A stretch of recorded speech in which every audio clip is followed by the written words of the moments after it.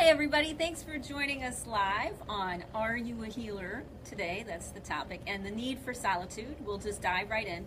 This is Irma Francis, spiritual coach extraordinaire, author, workshop coordinator, and me, of course, Rita Hickman, massage therapist, shiatsu massage therapist, body-mind expert, entrepreneur. All of those great things that you can apply to me are what you can apply. I've studied things having to do with shamanism, to energy work, to Asian medicine, but my specialty is helping people heal themselves and become the healers that they've always wanted to be, and making the journey a little bit easier so they don't have to go through the trenches. Irma, do you want to say a little bit about yourself? What a spiritual coach is, the main thing that my focus is helping people connect to their true self, their authentic self, their soul, and from that place support and encourage them to live their lives based on their true self versus their conditioned self. Basically, that's everything I do that leads into that. Cool. Yeah. So what's our topic today? Our topic today is the need for solitude, alone time. Okay. Yeah, and since I went the last time, you go ahead. All right. The need for solitude. I've discovered, let me start with a little story about my home life. My husband is actually very understanding because what happens is I can feel people in my aura. And I can feel him in my aura, especially in my house. Have you ever felt like the walls are closing in on you, even when you're in your own home? Yes, sometimes. Yeah. Mm-hmm. And mine is usually because there's other people there. And I can feel them in my aura.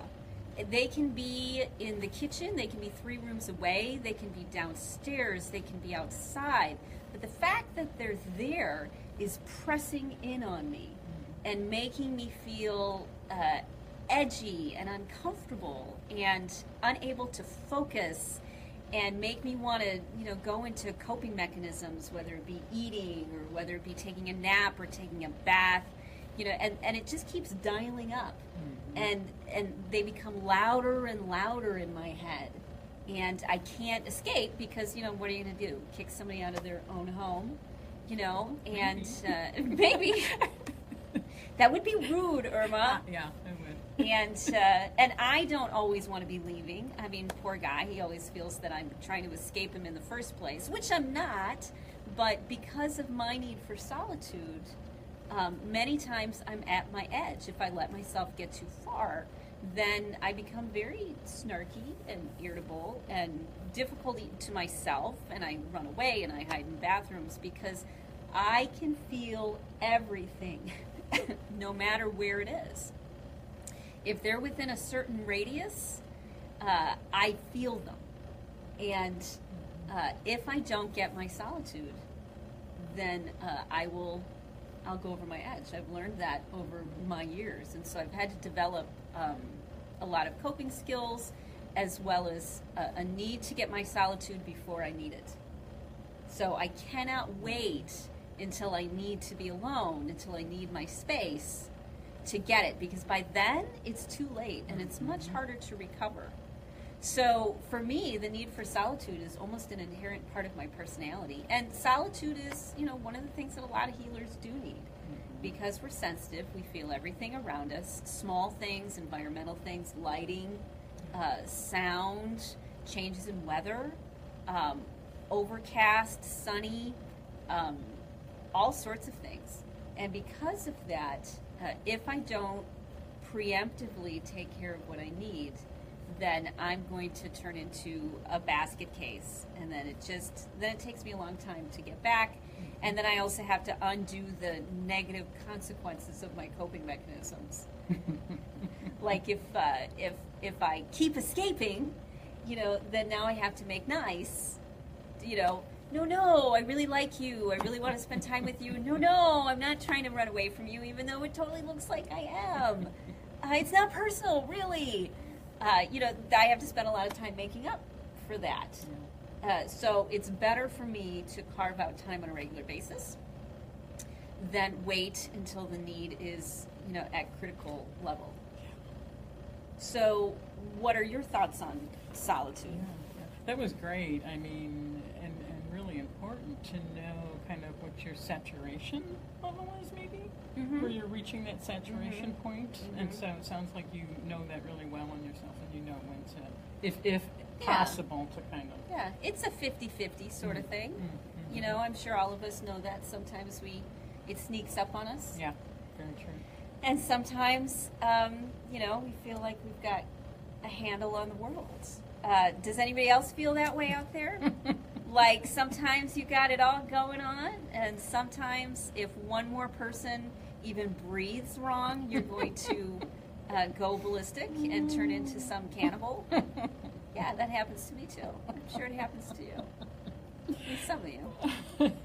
Well, this need for solitude or alone time is, I feel, if you are in the profession of being a healer, or what I realized this morning, and of course I've realized this before, but I made this connection between being a healer and being an empath and HSP, which is a highly sensitive person.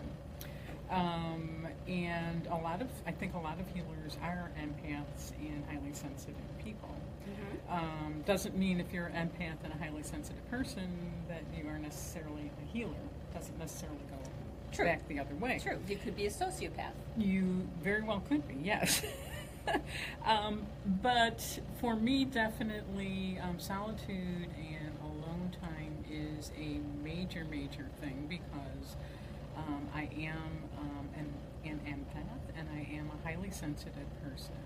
And what that means, a highly sensitive person, it's like it can be a blessing and a curse, in the sense that I have an overall sensitivity to just about everything. Anybody else out there who are empaths and highly sensitive people? Because I know that we are out there, and actually there's a lot more of us than we admit. Yeah. We've been minimized in so many ways because we're surrounded by people who are extroverts or pretending to be extroverts. And it definitely keeps us from shining and bringing all of the gifts that we have to the forefront. Yeah, absolutely. And you might be an empath, a highly sensitive person, and not know it. That's true. You may not know that you are, and if you don't know, and you haven't tapped into understanding the importance of self-care, if you're a highly sensitive person, empath, healer, you can end up having some physical ailments. You can also end up depressed, exhausted, and not know why. A lot of empaths and highly sensitive people have something called fibromyalgia, which I'm sure a lot of your clients. A lot of my clients do. Yeah. So this need for solitude and alone time, one of the things I wanted to clarify, and it's really important that the need for solitude and alone time doesn't mean isolation. And the reason I wanted to talk about that a little bit is because if you aren't practicing self-care, you can feel exhausted, you can feel sick, and you can want to withdraw and isolate yourself. And I wanted to talk about that a little bit because I really, really want to support and encourage healers, empaths, and highly sensitive people, and give some tools and tips in self-care, because it's so important that we honor and value those gifts of being a highly sensitive person and a healer, and it's needed more than ever. And without self-care, it's very hard to honor and value yourself and get yourself out there in a healthy way to help other people. That dials right into what I was thinking about when I was talking about. A lot of times we need solitude and alone time because we're not getting our other needs met. And we're unaware of the things which are affecting us and stressing us out. I mean, have you ever gotten mad about something the next day and you couldn't quite figure out why, and you realized the seeds of it were in something somebody said or somebody did? It just took you a while to react or process to it. You know, and it's and we've had to, it's been a lag time, a little bit of a delay. So it's the same thing with all sorts of environmental things around us. With the type of lighting that we have, I try to stay away from fluorescent lights because the flickering of them stress out my body. Whenever I start to feel more the intensity dial up, I drink water because I'm more than likely dehydrated, and within about 20 minutes it starts to dial down. I look at my sugar level. You know, what did I eat earlier today? Did I eat anything that was artificial sweetener? Because if it does that, that'll give me a low sugar level later on, and then my body will be more stressed out. We have to start looking at the things that we're physically doing that keep us in balance. So I could spend my life as a hermit, but that doesn't really work in the real world. So instead we have to figure out all the different things that put us in this need of self-care, of recovery, and start to address those. Right. You know, one of the reasons I work out is because every step that I take is one step for my emotional health the next day. You know, and I don't do anything great and wonderful. I listen to, you know, a playlist I love, and I wander around the track at my own pace. But every step is for my mental health and emotional health the next day. That's what keeps me balanced. And the more my well is filled, the more I'm able to be there for other people. Because I love my family. I love the people that matter to me, and I don't want to abandon them because I need to be alone, because I can't handle it anymore, because I'm freaked out. You know, and that happens really easy for people who are sensitive and who are in healer professions. We feel all of the energy coming at us, and all we want to do is escape. But if you take care of those basic needs, then you don't need to escape as much. You know, it looks like we've got a great comment from Sarah. She says, it's so important to understand the link between fibromyalgia and these things. The pain can be such a good indicator, communicator, and about understanding that. That's true. Very true. We let things go to the point of chronic pain instead of addressing it when we first feel it. If we know bad weather's coming and the air pressure's going to change, you know, that's when you start to stock up on your self-care. If you know that you're going to be at a party the next day, that's when you start eating your fiber and drinking your water. And so what are your thoughts on that, Irma? I know for me, alone time and solitude is really important for recharging, because when I am out in the world, one thing I've learned, and I just wanted to add this one little tip, and it's not mine, it's by somebody, his name is Ross Rosenberg, I believe. He wrote a book called The Human Magnet Syndrome. But he has this video, and it's on YouTube, and it's very, very helpful. And I'm getting a little sidetracked, but it just popped into my head. It's called the Observe, Don't Absorb technique. And it's really, really helpful for empaths, highly sensitive people, and healers. And it's been really helpful to me to learn how to observe and not necessarily absorb. So what's the technique? You know, it's basically that, but he goes into a lot of detail. And it's easy to find on YouTube. Just put in Observe, Don't Absorb technique, and it'll pop up. And it's basically those two words, that you are in a place of observing and not absorbing. So that just popped into my head. But the importance for me for solitude and alone time is having that time to recharge and get back in tune and in sync with my intuitive ability, my inner life, and to reconnect with myself. And if I don't do that, it's not long, being out in the world before I start to disconnect from myself. So I have to make a point of that. I'm not always as good as it sounds like you are, Rita, of being able to pull away before I get to a saturation point, because I do have a busy life, family, friends, a lot of people kind of demanding my time, and I don't always have that opportunity unless I kind of duck out and go to the bathroom or something like that. You're surrounded. Sometimes, but it's usually very positive, loving, loving energy. So one of the things that recharges me, and have you ever been alone in an intimate, wonderful way with another human being? Yes, of course. Yes, absolutely. It's a beautiful thing. And for me, what's actually more refreshing than being alone by myself is being alone with another person. Because we all have this dual craving of wanting to be by ourselves and also wanting to connect to another human being. And because of that, I have found the most fulfilling for me is when I can be deeply intimate and alone with somebody, that we're alone in our own universe. And that recharges me more than anything. I mean, most of the conversations and most of the things that are out there are so surface, and that's what's exhausting for me, is because I don't feel that that I can be quiet and go inside myself and just be present with that, because they need something from me, or I need to be present to them, or I need to give, and that happens to a lot of women, where we end up in this trap or cycle of giving.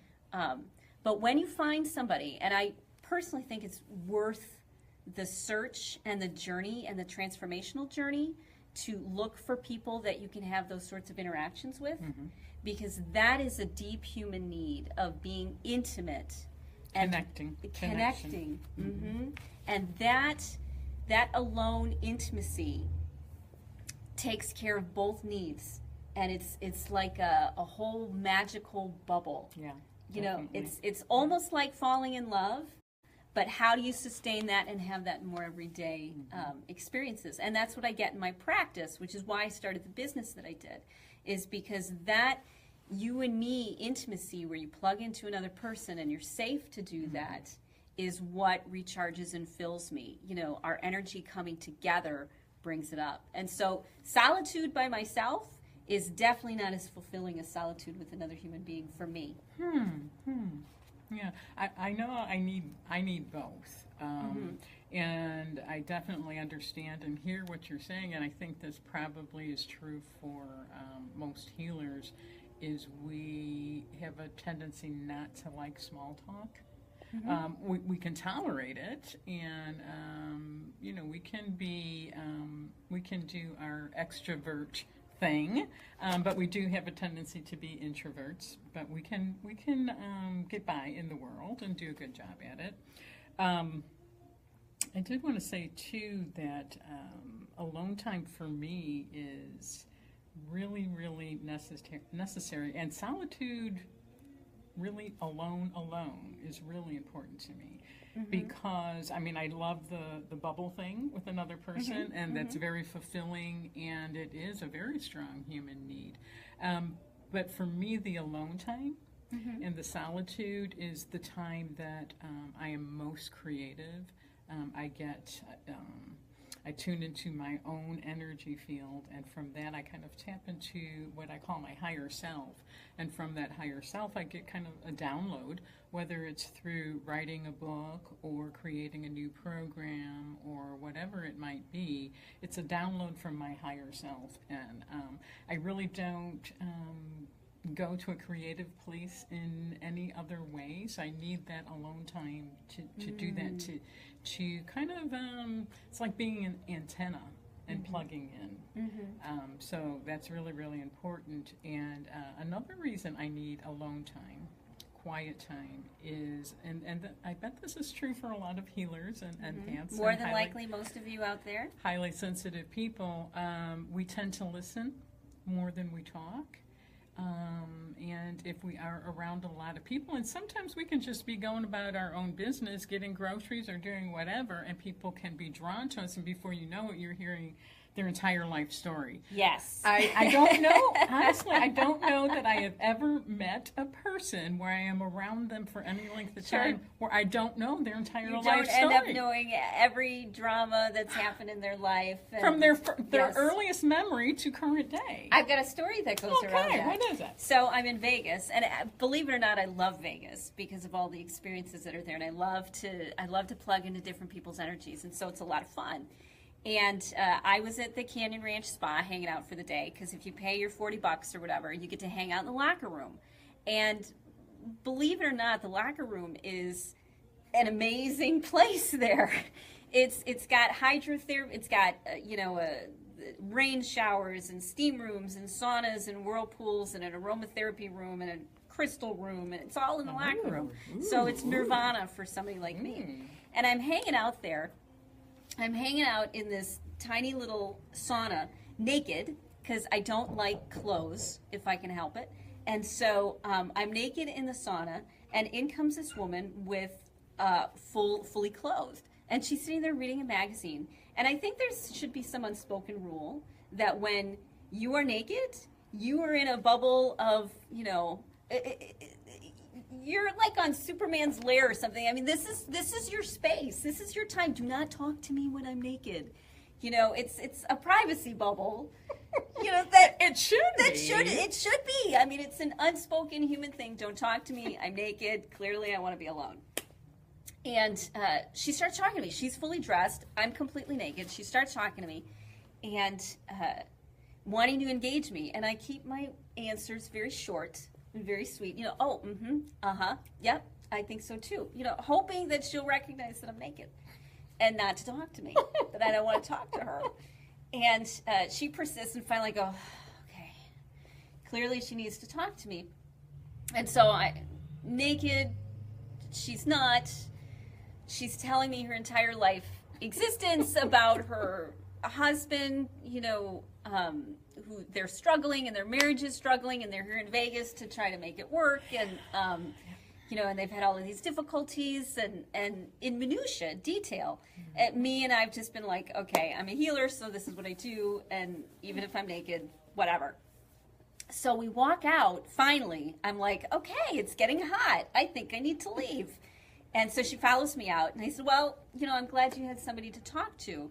And she says, well, I tell everybody this stuff. And I sat there thinking, really? I just endured all the minutia of your existence. But actually we are special because healers put up with that. Healers give away their solitude. Yeah, but you don't have to. You don't have to, but our tendency is to help people.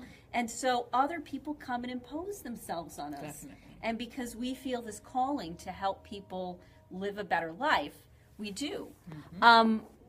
Let's see. We have a question from Sarah. Do you find that what you do in solitude makes it more or less healing or helpful? For example, some people may think house cleaning or other things may be more. I can't see the rest of your question, but we'll address that. So what do you do in solitude that is more helpful? I get to pick and choose everything to my pleasing. The music I have on or don't have on, the scents I have in the air or don't have in the air. I get to choose everything to please my individual senses, all of my senses. The lighting around me. I get to choose everything that can really calm me. So the biggest thing for me is choosing what pleases all of my senses. Okay, and that helps fill you. Oh, absolutely. Yeah. Because it's unique to me and what my system wants and needs. Yes, definitely. When I'm in solitude, what helps fill me up is being present to whatever is happening. You know, because many times I don't get a chance to process through my thoughts and feelings of, you know, the day or the week. And so if I give myself the space to obsess, to be neurotic, to have negative thoughts come up, to allow all that stuff that's been sitting underneath the surface to come up to the surface and be released, then I feel cleansed. So purification. Yes, it purifies me to let all of those things which I've kept in control, which I've kept a handle on, you know, in order to live in society, all the angers and frustrations and aggravations. When I allow myself to feel those and embrace those, then my solitude works the best for me. Because then I don't have to worry about how someone's reacting to it or dealing with it. And as I said, what's even more powerful for me is when I'm able to be in that space with someone else. You know, when I'm able to allow myself to be in a negative space and be held in a sacred space with someone else. So those things, allowing myself to purge and feel what I've denied or ignored, is what makes my solitude worth the time for me. And the longer I wait to do it, the more time I need. So if I sit there and I wait quite a while before I get my solitude, before I let myself feel everything that's there, I need twice as long, or I need days, or I need a week. So my habit is every morning I give myself at least 40 minutes where I let myself feel and think anything that's been submerged underneath the surface. And it lets me clean it up. It lets me get bored with it or tired of it. It's almost like an emotion tunnel. You have to go through the tunnel and get out to the other side. And that's where the wisdom and the understanding and the insights come for me. So if I do that, if I keep that space clean, then it does pretty well. Now, I can do solitude with doing any number of tasks. Yeah, some people love housekeeping because it's structured. It gives you a task to do so that, and in fact, there's a story about that. There's research about that. People who work in cubicles get less done than people who have windows. And the reason being is because your frontal lobe gets bored if you don't have enough to do and you can't focus. And then it spends all of its time looking for things to preoccupy itself and keep itself entertained. Whereas if you have something else going on, like cleaning or housekeeping, for me it's watching squirrels, you know, or driving, long distance driving. Anything that's repetitive and doesn't require a lot of focus actually allows your subconscious mind and allows the other parts of your mind to come up to the surface, because your conscious mind is now out of the way. It's the gatekeeper is doing something else, and it allows everything that's underneath there, all your creativity, all of my unresolved issues, whatever. You have to get the gatekeeper out of the way. And so multitasking in that way, where you're doing something that doesn't require a lot of mental focus, allows your subconscious and your unconscious to really come to the forefront and have a lot of fun, and you can play with it. Yeah, definitely. And that's one way to do it, which makes total sense. And I think another way to do that same thing is almost the opposite of that, but both work. And it's odd because they are kind of opposite, and that would be mindfulness. That everything that is happening right in front of you gets your full mindfulness. And I find that just, I love it. I love it, whether it's doing the dishes and that's all I'm doing, and I'm feeling the water in my hands and I'm hearing the water, and I'm feeling my feet on the floor, and just pure mindfulness. Yeah. which is weird because they are kind of the opposite things, but they accomplish the same goal. Mm-hmm. So there's something that came to my mind, and I just really want to make sure that I say this today, that as healers, empaths, and highly sensitive people, that we own our power, and not in an aggressive kind of taking over sort of way, but also not in a pulling back and withdrawing because of our sensitivity kind of way. And I really want healers to own their power, to go out in the world in their full healership and own it. And I just really want to stress that point and support and encourage you to own, honor, and value the fact that you are a healer. But the trouble that comes up with that are boundaries then. Real. Yeah, and I've struggled with boundaries for a really long time, and I had to come up with an understanding of why boundaries were good. Mm-hmm. Not just good for me, but good for everybody. Mm-hmm. You know, I was worried that if I set lines of saying I'm a healer and this is what I need, and this is the space that I need, that other people wouldn't honor it. That then I'd have a fight on my hands. That it was easier just to acquiesce and sneak in time here, sneak in time there, or whatever, but acquiesce to the situation like I did with the woman in the sauna, than it would be to hurt somebody else's feelings or draw that firm line. Mm-hmm. So I struggled with that for a really long time, and that's how I ended up not getting the solitude that I needed, because I was too busy giving to other people and not wanting the conflict or that would come, or the negative consequence of that. What I learned through a lot of difficult trial and error was that people like it when you have boundaries. Mm-hmm. Of course. Because of course to you. Mm-hmm. It was not, of course, to me. Mm-hmm. I never knew that other people liked it when I had boundaries. I always assumed that they wouldn't like it, that they would get upset. But what I came to understand was that boundaries give other people a sense of security. Now they know what to expect from you. Mm-hmm. They know that this is your line, and they may push it a little bit, but they like the fact that now they've got some structure to your relationship. If it's all loosey-goosey and you just let them do whatever they want, then the relationship isn't very fulfilling. There's no back and forth. Well, then it's not a relationship. That's true. However, I'm sure most of us in this country do not have relationships. However, we do tend to put them underneath the umbrella that they're relationships. So, Irma talks about how important it is to own your healership, own walking into the world and what you need. Mm-hmm. But we always have really good reasons, because we're sensitive and kind and blah, blah, blah, that we don't do that.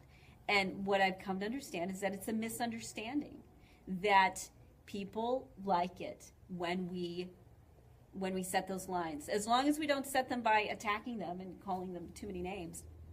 If we set it early and we're consistent with it, then they like knowing where they stand. Mm-hmm. They like knowing what's going on, because they can't read our minds or know what's going on, because they are not as sensitive to us as we are to them. Mm-hmm. And we assume that they're sensitive to us, but they don't have those capabilities. Mm-hmm. They haven't developed them or come by them naturally. Mm-hmm. And so we're hoping they'll be sensitive to us, but they just can't, so we have to tell them. Yeah. And they like it, because it gives them a path to follow. Mm-hmm. They can choose to say yes or no. Yeah. Very interesting, because I've noticed in our dialogue today, we kind of are saying the same thing. We just are saying it in different ways, which I love. Because variety is a wonderful thing, and there's so many different points of view and ways of looking at things. But yes, definitely boundaries in owning your power is a big part. And a lot of times those boundaries, I think it is really important to be clear about what they are, if necessary. But a lot of times when you're in your power, there's a real security that goes with that, and owning it isn't always necessarily speaking it. It's just being it. And being in your power is powerful. It most definitely is. So do we have anything else to add before we wrap up today? Any other questions for us? Seeing none.